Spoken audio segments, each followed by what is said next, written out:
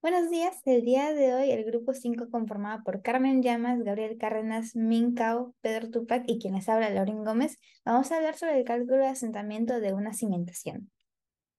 Este es el contenido de nuestra presentación y vamos a empezar por el planteamiento del problema. La construcción adecuada de infraestructuras se convierte en un pilar fundamental para el avance de las sociedades contemporáneas y en este contexto las cimentaciones desempeñan un papel crucial. Estas garantizan la estabilidad y durabilidad de estas estructuras, por lo que el cálculo preciso de su asentamiento es fundamental para que cumplan con los estándares de funcionalidad requeridos, sobre todo en el contexto peruano, un país caracterizado por su diversidad y complejidad geotécnica y la actividad sísmica. Es así que nuestro principal objetivo es analizar los resultados teóricos y los resultados reales de asentamiento de la maqueta de cimentación otorgada con ayuda del programa de Praxis 3D, así como tenemos otros objetivos específicos que se pueden ver en pantalla.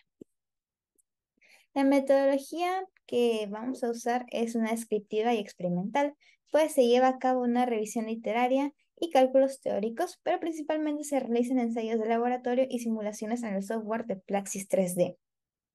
Continuando con el marco conceptual, yo definiré las que son las cimentaciones, que son estructuras que transmiten las cargas generadas hacia el suelo. Para ello, estas se clasifican en cimentaciones superficiales y profundas.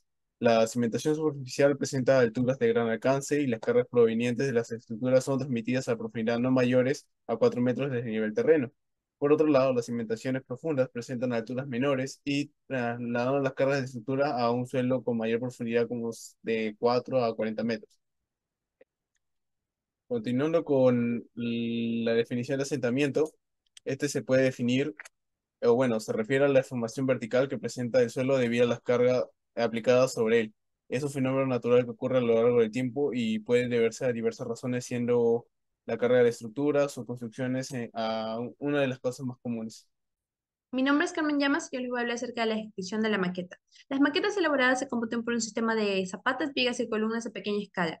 Cada maqueta consiste en dos zapatas conectadas por una viga de cimentación y sobre cada zapata se colocaron columnas. En total se realizaron dos maquetas de este tipo, reforzadas con aceros de pequeño diámetro. Antes de empezar con la construcción de la maqueta, primero se preparó el encofrado para las diferentes partes, como la cimentación y las columnas. A su vez, se elaboraron los acerios de refuerzo y estribos para todos los elementos, cuales fueron unidos por medio de un fino alambre de cobre, como se puede ver en las imágenes.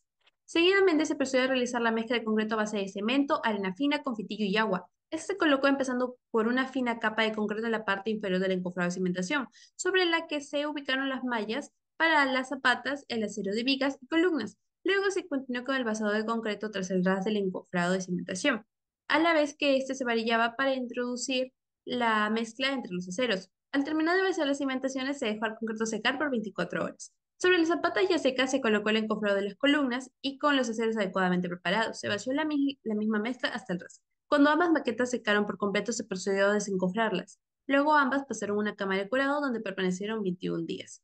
Ahora, respecto al suelo a ensayar, el que utilizamos fue un suelo arenoso que presenta las siguientes características.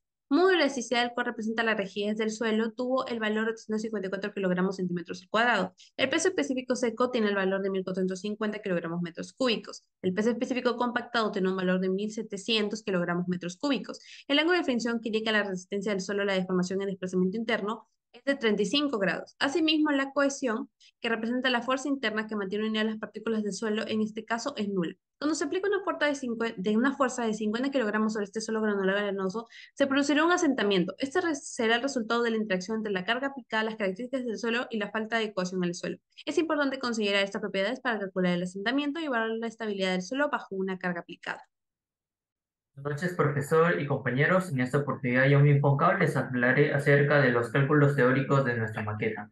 En primer lugar, tenemos que hallar el Q último, que vendría a ser la carga que está soportando nuestra maqueta. En este caso se denota con la siguiente fórmula, donde C es la cohesión, la Q es el esfuerzo efectivo y la Y es el peso específico del suelo.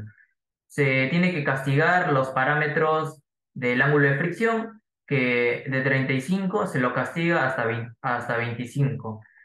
Con la siguiente tabla que se muestra de factores de capacidad de carga, se identifica el 25 y cada uno de estos tiene un valor en NC, NQ y NY. Reemplazando eso a la fórmula principal, te sale que La carga última es 5,44 kilopascales y dividido entre 3, ya que es el factor de seguridad el 3, te da un coadmisible de 1,81. Para el siguiente cálculo, que es el asentamiento elástico, se ve con la siguiente fórmula. Acá tienes que tener en cuenta los datos que se muestran en la fórmula. Lo principal que tú quieres saber es el Q0, el Q0 que vale para ti 0,179, el A que es 1,75, el coeficiente Poisson que es 0,3, el módulo de elasticidad del suelo que es 354, el B' que es 5, el IS que es 1,018 y el IF que es 1. Haciendo los cálculos respectivos, te sale que el asentamiento elástico es 0,409 milímetros. Y finalmente tenemos el cálculo por Smerman, que es la siguiente fórmula que se ve a continuación en la pantalla. Esta fórmula solo necesitas identificar el C1, el C2, el Q rayita, que ya lo calculamos al inicio, que es 0,179. Haciendo los cálculos respectivos, si ves en la gráfica, el IZ también se puede hallar, que en esta gráfica representa el IZ a la C, que sería 0,25. Esto se halla gracias al Z1 y el Z2. Finalmente tiene todos los valores necesarios para calcular con el IZ máximo, obteniendo un asentamiento por Smerman de 0,058 milímetros. Con respecto a los resultados, las maquetas se colocaron sobre una capa de arena y con una tabla de madera se aseguró la distribución uniforme de la carga.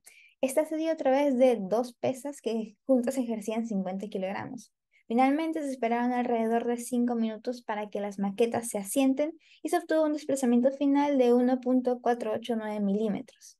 Este resultado difiere de los cálculos teóricos que hemos realizado y esto se puede atribuir a que el suelo donde se realizó el ensayo ya había sido usado para otros experimentos de asentamiento, por lo que es muy probable que este ya se encontrara consolidado. Igualmente, la distribución de la carga de las pesas hacia la madera y luego a las columnas no se calculó con exactitud. Además, los datos que nos brindaron para hacer estos cálculos no eran los adecuados.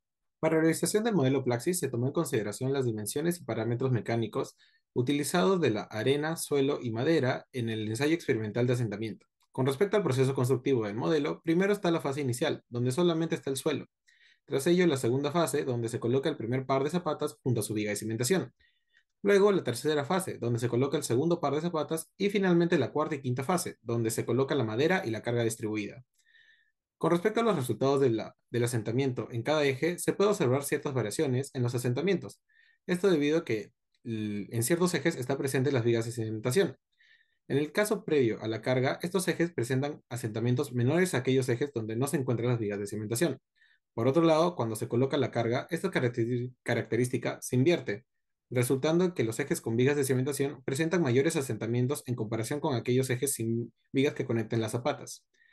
En una perspectiva más general, se puede evidenciar que cuando se está aplicando la carga a la estructura, el asentamiento generado es considerablemente mayor a cuando no está presente ninguna carga. Para evidenciar aquello de manera más clara, se toma en consideración la gráfica de asentamiento versus fases. En esta gráfica se puede visualizar que los asentamientos se van generando desde el momento en el que se colocan las zapatas, e incluso cuando se coloca la madera, pero el punto más notorio es aquel donde la carga distribuida se ve activada, reflejada en la pendiente final de la gráfica, donde se alcanza un valor de 0,0116 milímetros de asentamiento en el nodo seleccionado. Para las conclusiones tenemos que la elaboración de una maqueta a escala reducida proporcionó información sobre el comportamiento de las cimentaciones. Además, los resultados obtenidos en el entorno de la maqueta pueden ser utilizados para comprender el comportamiento de las cimentaciones en proyectos de construcción a gran escala. A través de la comparación de dos métodos utilizados para el cálculo de Terzaghi y el método elástico, se demostró que estos métodos continúan siendo pertinentes y eficaces para la estimación de asentamiento del suelo. Y para concluir, la utilización del modelo de elementos finitos, que en este caso fue Plaxis, nos ha permitido comprender con mayor detalle los cambios que se generan en el asentamiento.